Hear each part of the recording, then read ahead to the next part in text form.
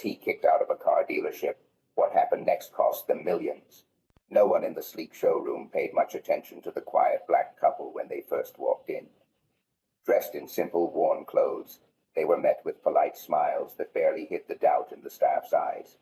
Then, without a word, the husband reached into his jacket, pulled out a crisp envelope, and unfolded a cashier's check for $2 million right on the counter. The room went silent. Every laugh, every whisper froze in midair. What happened next left the entire showroom stunned, and you'll want to watch until the very end to see how this story unfolds. A black couple stepped inside, holding hands, moving with the quiet confidence of people who had walked through storms and built their empires. The husband wore a navy windbreaker, worn but clean, and a pair of old sneakers that had seen better days. His wife was in a simple cream blouse and jeans, her hair pinned back neatly. There were no diamonds, no designer logos, no flashy signs of wealth, just two people strolling into a world that assumed wealth had a dress code.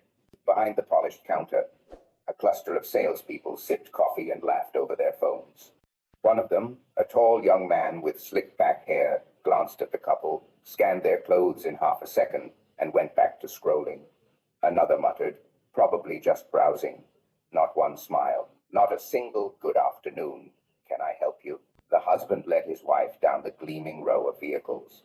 They paused at a $250,000 cherry red sports coupe, its hood gleaming under the fluorescent lights like a jewel. The wife admired it silently, tracing the curve of the fender with her eyes. He glanced at her and smiled, a knowing look passing between them. Still, no one came. Finally, after several minutes, the slick-haired salesman sauntered over. He wore the kind of grin that looked like it had been practiced in the mirror. "Hey there," he said lightly. "Beautiful car, huh? Maybe you'd like to take a look at something more practical." He gestured vaguely toward a corner where the cheaper models were parked. The wife raised an eyebrow, but said nothing. The husband kept his voice calm, even warm. "We're interested in this one," he said, tapping the hood of the sports coupe, and possibly the SUV next to it. The salesman hesitated, his grin faltering. "Those are premium models," he said, lowering his voice as though discussing something confidential. "We usually, run a credit check before." Before he could finish, the husband reached into his windbreaker and pulled out two crisp checks. Each one was for $2 million. Without a word, he laid them across the hood of the car with a soft whack. The sound sliced through the showroom like a bell. Conversations stopped. Coffee cups froze halfway to mouths. Someone at the desk dropped a pen. The salesman stared, his lips moving but no words coming out. His entire face drained of color as he looked from the checks to the husband and back again. He opened his mouth to speak, but the husband beat him to it. "Call your manager." 10 minutes later, the manager appeared, flustered and sweating slightly in his crisp suit. He approached with a flood of apologies. "Sir, ma'am, I am so sorry for the misunderstanding. This is not the kind of service we aim to provide. I assure you, this is an isolated." The husband raised a hand, and the manager fell silent. His voice was calm, but carried the weight of a man used to commanding rooms far bigger than this. "My wife and I came here to buy 2 cars today. We have the means, as you can see, but what we don't do is reward disrespect." He picked up the checks, slipped them back into his jacket, and took his wife's hand. Together, they walked toward the exit, leaving a silence so heavy it could be felt in the soles of every employee's shoes. The young salesman took a step forward, as if to speak, but the wife glanced back just once and gave a small, knowing smile that said everything words could not. Then the glass doors slid open and closed behind them, leaving the showroom bathed in its own uncomfortable reflection. Out in the parking lot, the husband opened the car door for his wife. They sat for a moment, watching the sun glint off the glass walls of the showroom. He started the engine, calm as ever. He said, "It's not about the car. It's about respect." His wife nodded, and the lesson will stay with them longer than any sale would have. As they drove away, the showroom remained in stunned silence, a place that had just been reminded in the most expensive way possible that dignity doesn't come with a dress code, and judgment always carries a price. The husband placed his hand on the hood of the cherry red sports car. He didn't say a word, just smiled in a way that no one could quite read. The slick-haired salesman leaned against a desk, tapping his fingers on the keyboard, clearly unimpressed. "You really don't need to bother with this car," he said with a smirk, nodding toward a dim corner where a few old models sat collecting dust. "Those are more in line with your budget." The wife tilted her head slightly, and for a brief second, something flickered in her eyes, sharp, unreadable. Slowly, the husband reached into the pocket of his worn windbreaker. Not a wallet, not car keys, a thick white envelope. He opened it and pulled out 2 cashier's checks, each for $2 million, the ink still fresh. Without a word, he laid them on the hood of the sports car. Thwap! The sound sliced through the air, and for a heartbeat, the whole showroom froze. Every head turned. Laughter stopped. Fingers froze over keyboards. Even the hum of the air conditioner felt quieter. The slick-haired salesman swallowed hard, his voice cracking. Sir, you mean..." The husband lifted his chin, eyes calm but cutting. "We came here to buy cars, but it seems like in this place money only matters if it's wearing designer clothes." He pulled out a chair and sat, staring directly at the salesman. A bead of sweat rolled down the young man's temple. Then, click. The wife held up her phone. On the screen was a live stream already broadcasting their experience to hundreds of thousands of viewers. Comments flooded in. "Look at that employee's attitude. Disgusting. Oh my God, they're the biggest charity founders in the state. Never judge someone by their clothes." The staff froze. The glossy, high-end showroom had turned into a stage, and they were now the living embodiment of arrogance exposed. The husband leaned back, a calm, razor-edged smile on his lips. "Now, think about it. What's your real value worth?" The manager finally rushed out from his glass office, his polished shoes clicking frantically against the showroom tiles. He was tall, in his early 40s, and wore the kind of suit that screamed perfection, except now a bead of sweat trailed down his temple. "Sir, ma'am," he exclaimed, breathless, "I am so deeply sorry for this misunderstanding. This does not reflect our values." The husband raised a hand, calm but unyielding. The live stream caught the gesture perfectly, and the comments rolled faster. Too late to apologize now. They didn't care until the cameras showed up. Watch them beg. This is gold. The wife turned the phone slowly, letting viewers see the entire showroom. Employees shifted uncomfortably, faces pale. One quietly set down his coffee, as if the cup itself had become incriminating. The husband's voice was soft, but it carried through the room like a gavel strike. "My wife and I came here with nothing but respect and the desire to buy 2 cars. That was all. But what we received instead was judgment and arrogance." The manager started nodding furiously, words tumbling out. I understand completely, sir. We take full responsibility. Please, allow me to personally handle your purchase. We will offer complimentary." "Stop," the husband said sharply. The entire room froze. Even the air seemed to hold its breath. "This isn't about discounts. It isn't about free perks. It's about something you can't buy." He paused, his eyes sweeping the room, pinning each trembling salesperson in place. "It's about dignity." The wife tapped her screen. The live stream now showed over 500,000 viewers. "500,000 people are watching," she said softly, "and they've seen everything they need to see." The young slick-haired salesman suddenly stepped forward, his face pale. "Sir, ma'am, please, I was out of line. You weren't just out of line," the husband interrupted, his voice cold but steady. "You are the line. The one that says a man's worth is in his shoes, his watch, his suit. And today the world got to see how fragile that line really is." He picked up the 2 checks, tucking them back into his windbreaker, the gesture deliberate, almost ceremonial. The wife rose from her chair, her movements slow, elegant. She approached the cherry red sports car and gently ran a hand across its gleaming hood one last time. Cameras captured the reflection of her face, serene, untouchable. "You know," she said, almost to herself, "it's not the first time we've been underestimated, but it never gets old. watching people reveal who they truly are. Then she turned, her eyes locking with the salesman's. Today, you didn't just lose a sale, you lost trust. And trust is the most expensive thing in the world. With that, the couple walked toward the glass doors, hand in hand. The manager scrambled after them. Please wait, we can make this right.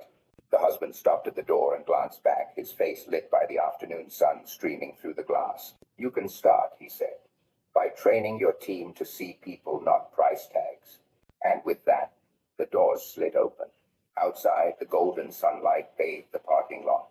The husband opened the car door for his wife, the same quiet chivalry he'd shown every day of their marriage. They sat for a moment in the stillness, watching the showroom through the tinted windows. Then he started the engine, the low hum filling the air. 500,000 viewers, the wife said with a small smile.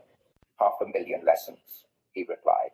As they drove away, the chat on the live stream erupted with applause emojis, heart emojis, and a flood of comments.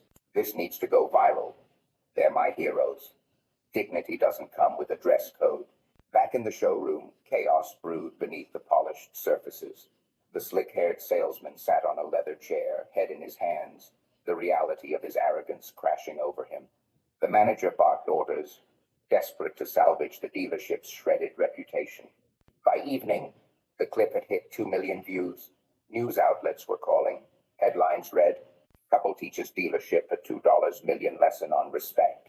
The husband and wife never posted a follow-up, never mentioned the dealership again. They didn't need to. The world had already learned the story, and the showroom would carry the weight of that lesson for years. Somewhere, in a quiet home filled with love and laughter, the couple enjoyed dinner together, their phones buzzing with notifications they didn't bother to check. Because for them, the real victory wasn't the viral fame or the money they'd held in their hands. It was the reminder that true wealth isn't in the car you drive. It's in the respect you demand without ever raising your voice. The day after the incident, that morning, the showroom felt like a house asleep in the middle of a storm. Sunlight streamed through the big glass windows, but it didn't bring warmth or freshness. Instead, a heavy, tense air lingered in every corner. Employees arrived, silently hung up their coats, and avoided eye contact. Everyone already knew what had happened.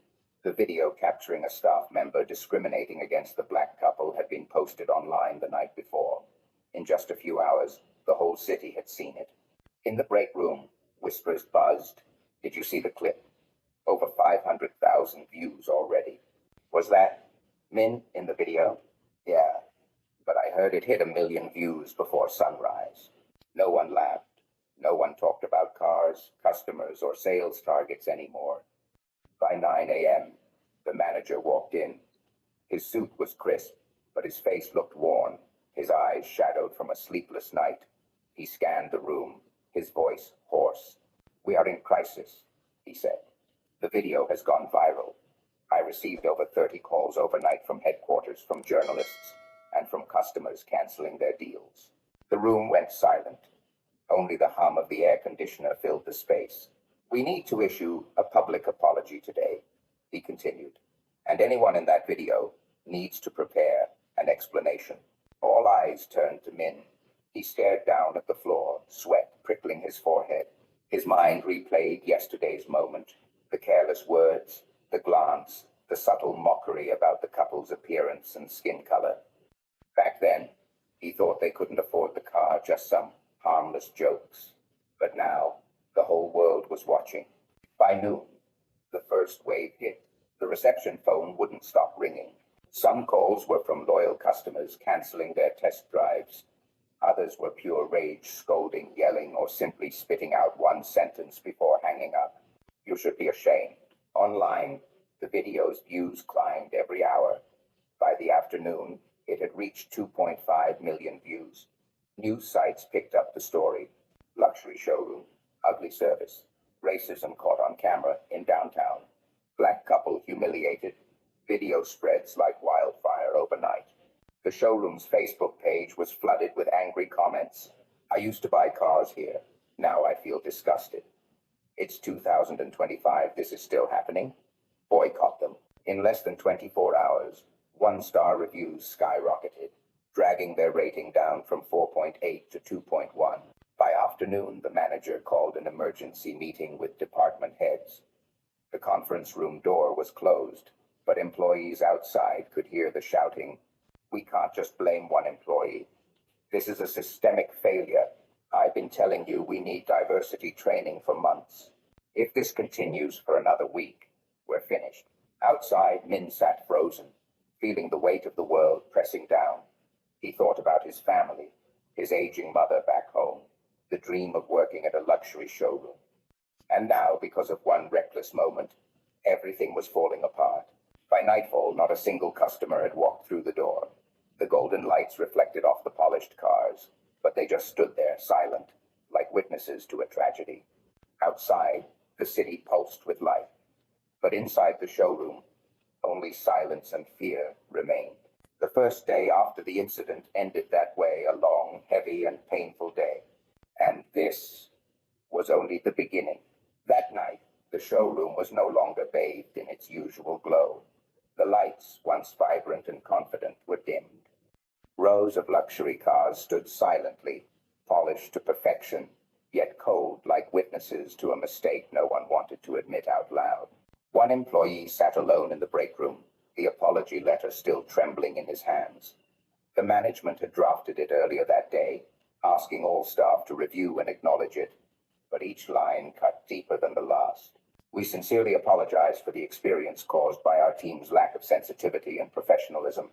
No personal signature, just the company name, safe, detached. But he knew, everyone knew, this wasn't just a PR crisis, it was a moral collapse. He couldn't stop thinking about that moment, the black couple's calm demeanor, their quiet dignity. The man's eyes had been clear, unwavering. The woman's slight smile while recording the interaction hadn't been bitter or sarcastic. It was quiet, almost like mercy, as if she already knew what would come next. He'd laughed that day, along with the others, tossed careless comments around, assumed things that weren't his to assume. And now, the video had gone viral. Public outrage was swift and brutal, but none of it hurt as much as his mother's message. "I saw the video. I'm disappointed. Deeply." He stared at the screen for hours, unable to type a response. How could he explain to the woman who taught him empathy that he had failed her so completely? The showroom transformed overnight. The buzz of deals, the energy of competition, the smooth charm of polished sales talk, it all vanished. Silence lingered in the corners. No one made eye contact. Everyone felt exposed. Customers canceled orders in waves. Vendors paused contracts. The brand's image, once pristine, now carried the stain of bias and disrespect. The showroom didn't just lose business. It lost trust. And trust, once broken, rarely returns whole. Each night, he began journaling, trying to face what he couldn't say aloud. Day 3. The showroom is empty. No foot traffic. Another branch reported an employee was splashed with coffee by a passerby in protest. "I feel ashamed." Day 4. I dreamed about the couple. They didn't say a word, just looked at me, not with anger, but with disappointment. It hurt more. For the first time in his career, he questioned everything. How many microaggressions had he allowed to slip past? How many laughs had he joined that came at someone else's expense? He always thought he was one of the good guys. But good intentions don't erase harm. A week later, the showroom temporarily shut down for internal restructuring and sensitivity training. A printed notice hung on the door, cold and clinical, but to him, it felt like a headstone. Inside, the showroom was a shell of its former self. The luxury cars still gleamed under the lights, but now they looked hollow symbols of status and success, yes, but also of silence, of complicity, of a moment gone too far. On his last night there, he wandered back to the display floor. He stopped in front of the car the couple had shown interest in.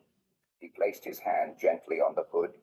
It was cool to the touch, sleek, smooth, untouched, so unlike the storm raging inside his chest. If only I had stayed quiet. If only I had seen them without judgment. If only I had stood up instead of blending in. The if-onlys echoed louder than the showroom music ever had.